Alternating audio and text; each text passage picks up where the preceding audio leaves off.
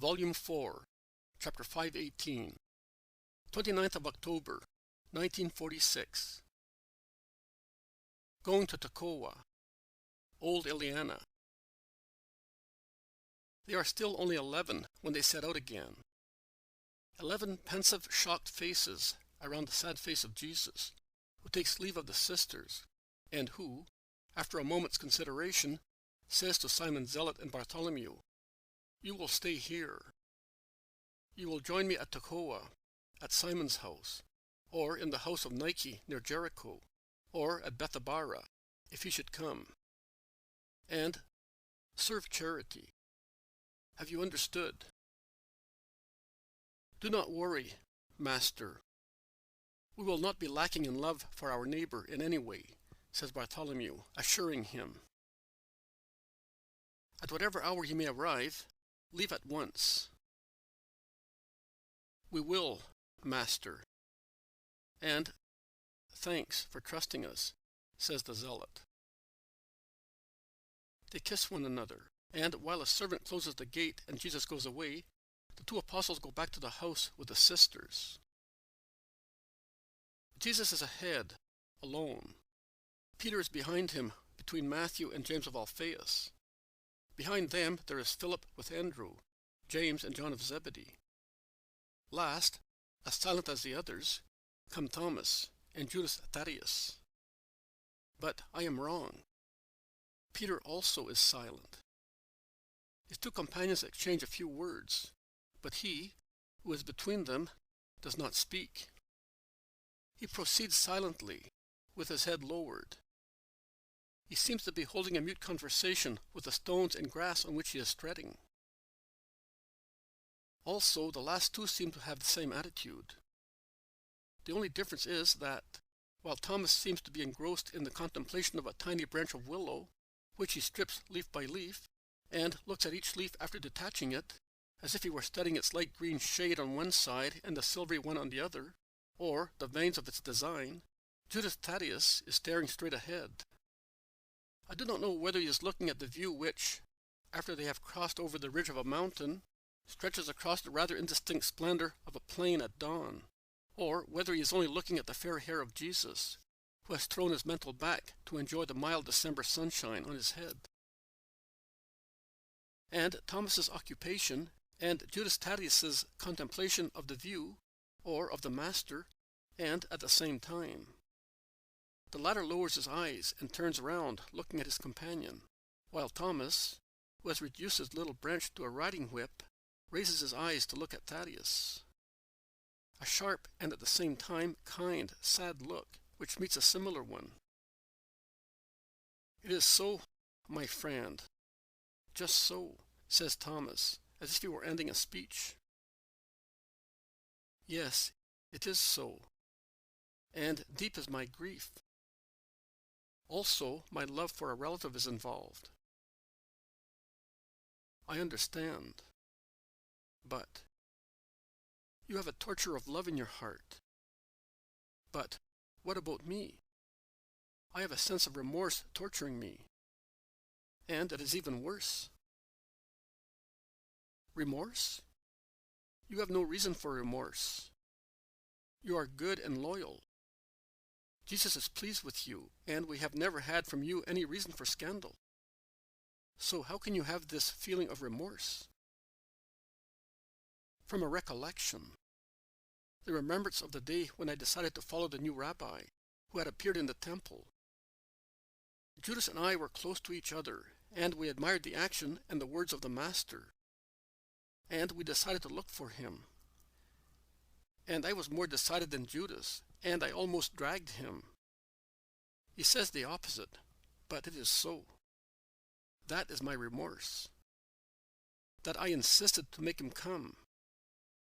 I brought an everlasting sorrow to Jesus. But I knew that Judas was loved by many, and I thought that he would be useful. As foolish as all those who can but think of a king of Israel greater than David and Solomon, but still a king as he says that he will never be, I was yearning to have him among the disciples, as he might be useful. I was hoping so. and only now I understand. And I understand so more and more how right Jesus was in not accepting him at once. On the contrary, he told me not to look for him. A cause for remorse, I tell you. Remorse. That man is not good. He is not. But do not create occasions of remorse for yourself. You did not act out of malice, so you are not guilty. I tell you. Are you really sure? Or are you saying so to console me? I am telling you because it is the truth. Do not think of the past anymore, Thomas. It does not help to eradicate it. That's easily said. But just think, if because of me some misfortune should befall the Master. I am sick at heart and full of suspicion. I am a sinner because I am judging a companion, and my judgment is not merciful. And I am a sinner because I should believe the words of the Master. He excuses Judas. Do you believe your brother? In everything except that. But don't be distressed. We have all the same thought. Also Peter, who is so worried, strives to think well of that man, and Andrew, who is meeker than a little lamb, and Matthew, the only one among us who does not feel disgust for any sinner, and also the so loving and pure John, who is so lucky that he need not fear evil or vice, because he is so full of charity and purity that he has no room for anything else. And my brother has it, too. I mean Jesus. He certainly has other thoughts as well, and thus sees the necessity of keeping Judas, until every attempt to make him good becomes vain. Yes, but what will happen in the end? He has many. He has no. Briefly, you understand without me telling you. How far will he go? I don't know. Perhaps he will leave us. Perhaps he will stay, waiting to see who is stronger in the struggle, Jesus or the Hebrew world. Nothing else?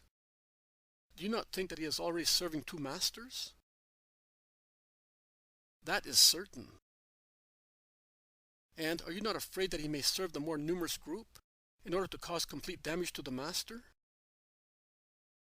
No, I am not. I do not love him. But I cannot believe that he, at least not for the time being. I would certainly be afraid of that if one day the crowd stopped supporting the master. If, instead, a public acclamation should consecrate him king and our leader, I am sure that Judas would abandon everybody for him. He is an exploiter. May God check him and protect Jesus and us all. The two realize that they have slackened their paces and that they have been left far behind their companions, and without speaking any more, they begin to walk fast to join them. "What have you been doing?" asks Matthew. "The Master wanted you." Thomas and Thaddeus proceed quickly to go to Jesus. "Of what were you speaking between yourselves?" asks Jesus, staring at them. The two look at each other. Should they tell him? Should they not? Sincerity wins. "Of Judas," they say together. "I knew, but I wanted to put your sincerity to the test. You would have distressed me if you had lied. But do not speak any more about him, and particularly in that manner. There are so many good things about which you can speak. Why always debase oneself to consider what is very, nay, too material? Isaiah says, 'Trust no more in man, he has but a breath in his nostrils.' I say to you, stop analyzing that man and take care of his spirit. The animal that is in him, his monster, must not attract your attention and your judgment. But love his spirit with sorrowful, active love. Free him from the monster that is detaining him. You do not know. He turns round to call the other 7. Come here, all of you, because what I am about to say is useful to everybody, as you all have the same thoughts in your hearts. Do you not know that you learn more through Judas of Kerioth than through any other person? You will find many Judases and very few Jesuses in your apostolic ministry. The Jesuses will be kind, good, pure, faithful, obedient, prudent, free from greed. They will be very few. But how many Judases of Kerioth you, your followers and your successors will find along the ways of the world? And in order to be masters and to know, you must attend this school. With his faults, he shows you what man is. I show you what man should be. 2 examples equally necessary. By knowing both well, you must try to change the former into the latter. And let my patience be your rule. Lord, I was a big sinner, and I am certainly an example as well. But I would like Judas, who is not such a sinner as I was, to become the convert that I am. Is it pride to say this? No, Matthew, it is not pride. You honor 2 truths by saying so. The first is the sentence saying, "The good will of man works divine miracles," is truthful. The second is that God loved you infinitely, since the time you thought nothing about it, and he did so because he was aware of your capability for heroism. You are the fruit of 2 powers, your will and God's love. And I am putting your will first, because without it, God's love would have been vain. Vain, inert. But could God not convert us without our will? Asks James of Alphaeus. Certainly. But man's will would still be required to persevere in the conversion obtained miraculously. So such will has not been and is not in Judas, either before knowing you or now, says Philip impulsively. Some laugh, some sigh. Jesus is the only one who defends the absent apostle. Do not say that. He had it and has it. But the evil law of the flesh overwhelms it at intervals. He is ill, a poor sick brother. In every family there is a weak or sick person, someone who has the pain, the worry, the burden of the family. And yet, is a frail child not the one most loved by his mother? Is the unhappy brother not the one best served by his brothers? Is he not the one to whom his father gives the dainty, taking it from his plate, to make him happy, to make him feel that he is not a burden, and thus make his illness less boring? That is true. It is just like that. My twin sister was delicate in her childhood. I had taken all the sturdiness. But the love of the whole family helped so much that now she is a buxom wife and mother, says Thomas. Exactly. Do with your spiritual brother what you would do with a weak brother German. I will not utter one word of reproach. Do not be more severe than I am. Your patient love is the sharpest rebuke against which it is not possible to react. I will leave Matthew and Philip at Tekoah to wait for Judas. Let the former remember that he was a sinner, and the latter that he is a father. Yes, Master. We will bear that in mind. At Jericho, if Judas has not yet joined us, I will leave Andrew and John, and let them remember that the gratuitous gifts of God have not been granted in the same measure to everybody. But go to that old man who is staggering on the road over there. The town is in sight. With your alms, you will be able to buy some bread. Master, we cannot. Judas has gone with the purse, says Peter, and the sisters did not give us anything. You are right, Simon. They are stunned with grief, and we are as dazed as they are. It does not matter. We have some bread. We are young and strong. Let us give it to the old man, that he may not drop on the road." They search in their bags and put together a few morsels of bread. They give them to the old man, who looks at them with an amazed countenance. "Eat, eat," says Jesus, encouraging him.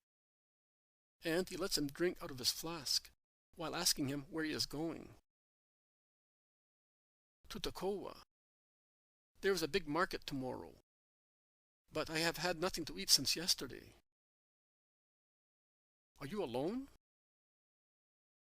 "More than alone. My son drove me out of the house." The senile voice is heart-rending. "God will open the gate of his kingdom to you if you can believe in his mercy, and in that of his Messiah. But my son will have no Messiah, because he who hates him so much as to hate his Father who loves him cannot have the Messiah." "Is that why he drove you out?" "Yes, it is. And that he might not lose the friendship of some people who persecute the Messiah. He wanted to show them that his hatred is greater than theirs, as it exceeds the call of kinship." "How horrible!" they all exclaim. "It would be more horrible if I had the same thoughts as my son," says the old man impulsively. "But who is he? If I understood correctly, he must be one who has power and authority," says Thomas. "Man, it will not be a father to mention the name of his guilty son, to have him despised. I must say that I am cold and hungry, although by working hard I had increased the wealth of the family to make my son happy. But not more than that. Consider that I am from Judea, and he is from Judea, and that we are thus of the same race, but of different opinions. The rest is of no importance. And since you are a just man, are you not asking anything of God?" Jesus asks kindly. "That he may touch the heart of my son and induce him to believe what I believe." "But for yourself, just for yourself, are you not going to ask anything?" "To meet him who, according to me, is the Son of God. To venerate him and then die. But if you die, you will not see him any more. You will be in limbo. Only for a short time. You are a rabbi, are you not? I cannot see very well. My age, and the many tears, and also hunger. But I can see the tassels of your belt. If you are a good rabbi, and I think you are, you must realize, too, that the time has come.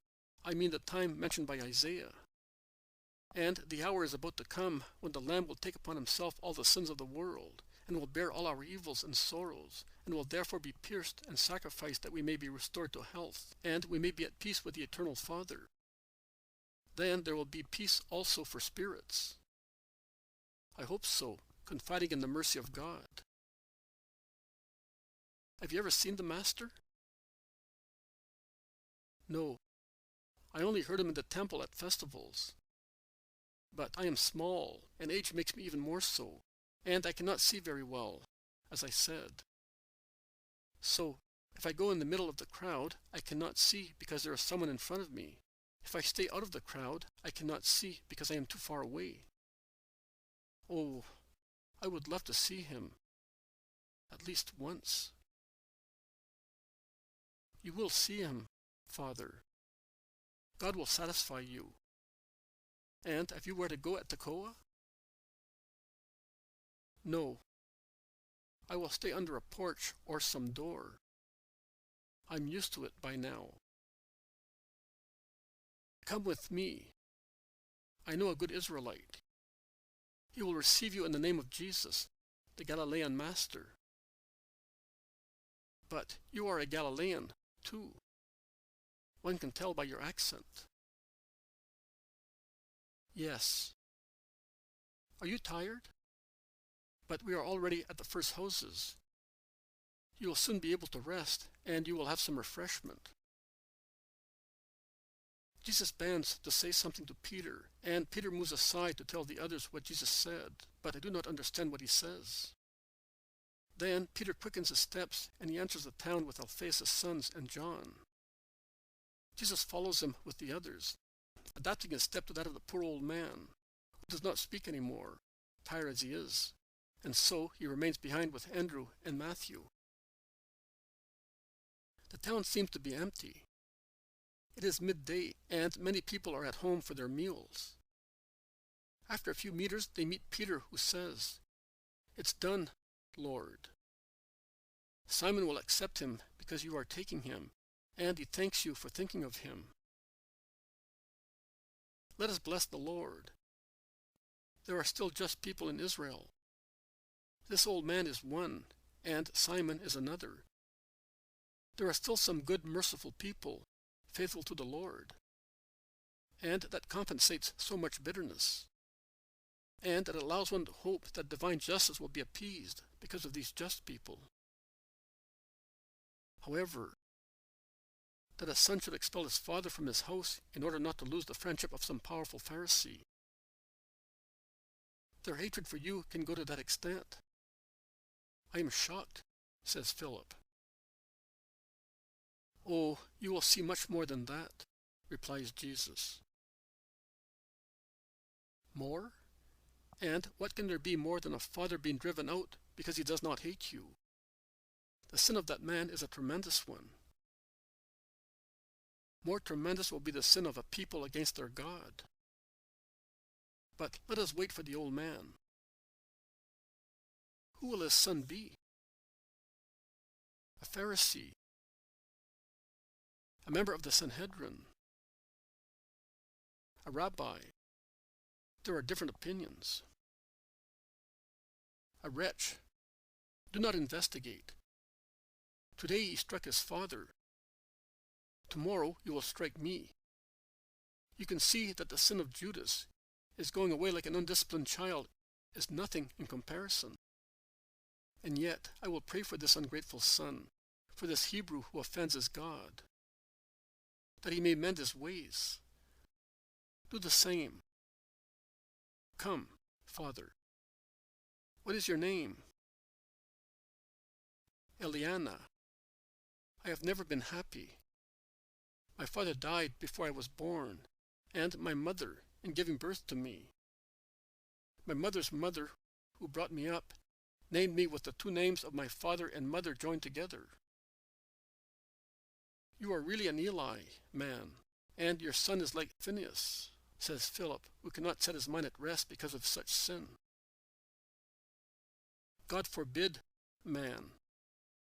Phinehas died a sinner, and he died when the ark was captured. That would be a misfortune for his soul and for the whole of Israel, replies the old man. Listen, this house is a friendly one, and whatever I ask, I get. It belongs to a certain Simon, a just man in the eyes of God and of man. He will receive you for my sake, if you are willing to stay here, says Jesus before knocking at the door. Am I to make a choice? I will invoke the blessing of heaven on those who give me bread and the shelter of charity.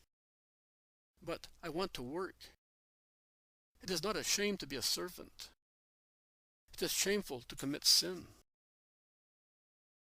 We shall tell Simon, says Jesus with a smile of compassion, looking at the little old man, destroyed by privations and grief.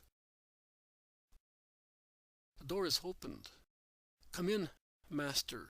Peace be with you, and with those who are with you. Where is this brother whom you have brought me? That I may give him the kiss of peace and welcome, says a man, about 50 years old. Here he is, and may the Lord reward you. I am rewarded. I have you as my guest. He who has you has God. I was not expecting you, and I cannot honor you as I would like. But I hear that you will be coming back in a few days' time, and I will be ready to receive you as becomes you. They are, by now, in a room in which steaming basins are ready for ablutions. The old man is standing shyly against the door, but the landlord takes him by the hand and makes him sit down. He wants to take his sandals off and serve him as if he were a king, and then put new sandals on his feet, while the old man says, "Why? Why all this? I have come to serve, and you are serving me. It is not right." "It is right, man. I cannot follow the rabbi, because I must help here in the house. But as the least disciple of the Holy Master, I strive to put his words into practice." "You know him well. Really, you know him because you are good. There are many who know him in Israel, but how? With their eyes and their hatred.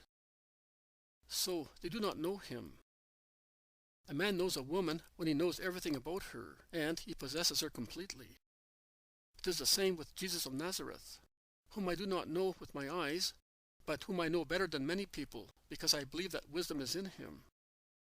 But you really know him, by sight and by his doctrine." The man looks at Jesus, but does not say anything.